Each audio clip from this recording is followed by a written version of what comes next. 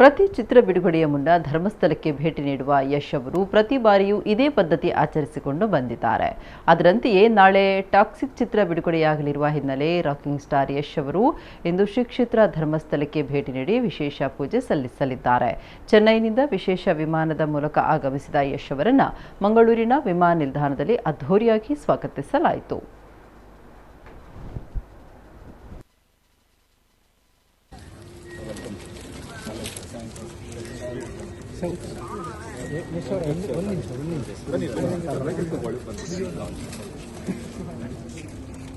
Naveen friend